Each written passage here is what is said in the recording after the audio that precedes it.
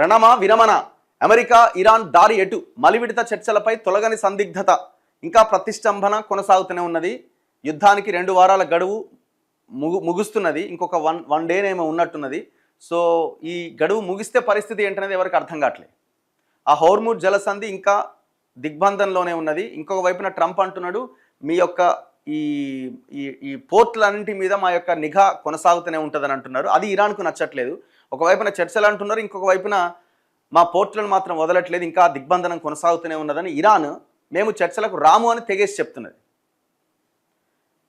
ఇగో నేడు Islamabad చేరుకోబోతున్న Vance ఘాలిబఫ్, సంప్రదింపులపై Tehran స్పందన కోసం ఎదురు చూస్తున్నామన్న పాకిస్తాన్, చర్చలు జరుగుతాయని ట్రంప్ విశ్వాసం, దాడులకు తమ సైన్యం ఉవ్విళ్ళూరుతున్నదని వెల్లడి, బెదిరింపులకు లొంగం, సరికొత్త షాకులు ఇస్తామంటుంది ఇరాన్, చర్చలపై తుది నిర్ణయం తీసుకోలేదని వెల్లడి, అమెరికా ఇరాన్ శాంతి చర్చలపై ఉత్కంఠకు తెరపడలేదు, పాకిస్తాన్ రాజధాని ఇస్లామాబాద్ వేదికగా వాటి మధ్య జరగాల్సిన మలివిడత సంప్రదింపులపై స్పష్టత రాలే, 2 వారాల కాల్పుల విరమణ ఒప్పందం బుధవారం ఉదయానికి ముగుస్తుండటంతో మంగళవారం 2వ రౌండ్ చర్చలు జరుగుతాయని చాలామంది ఊహించినా అవి సాకారం కాలే. వాషింగ్టన్, టెహ్రాన్ ప్రతినిధులు ఇస్లామాబాద్కు రానేలేదు. దీంతో పశ్చిమాసియాలో ఎప్పుడు ఏం జరుగుతుందో అన్న ఆందోళన నెలకొంది. 2వ దఫా చర్చలు జరుగుతాయని విశ్వాసం వ్యక్తం చేస్తూనే ఇరాన్కు అమెరికా అధ్యక్షుడు డొనాల్డ్ ట్రంప్ మరోసారి తీవ్రస్థాయి హెచ్చరిక చేసిండు. చర్చలు జరుపుతావా లేకపోతే యుద్ధం చేయాలన్నా అంటుండట. వీళ్ళు చాలా ఈజీగా ఏదైతే అదైంది మేము రెడీ అని ఇరాన్ చెప్తున్నది.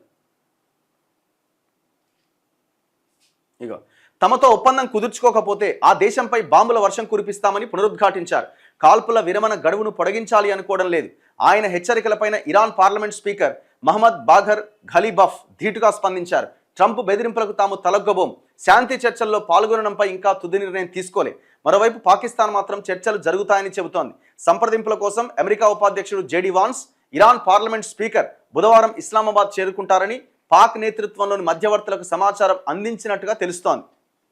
ట్రంప్ ఏమంటుండు, కాల్పుల విరమణ గడువు ముగిసేలోపు తమతో ఒప్పందానికి గనుక అంగీకరించకపోతే ఇరాన్ పైన బాంబుల వర్షం కురిపిస్తాం.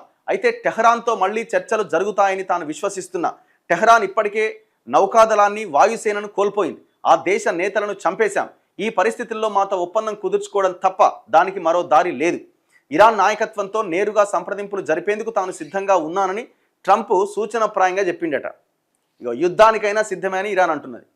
ట్రంప్ తమపైన బెదిరింపులకు దిగడం వల్ల ప్రయోజనం ఉండదు, తాము యుద్ధానికి సిద్ధంగా ఉన్నామని స్పష్టం చేశారు. రణరంగంలో వాషింగ్టన్కు కొత్త షాకులు ఇస్తామని హెచ్చరించారు. ఇట్లా ఇది ఇంకా ఈ ప్రతిష్టంభన అనేది కొనసాగుతూనే ఉన్నది. ఏదైనా జరగవచ్చు, ఏమైనా కావచ్చు.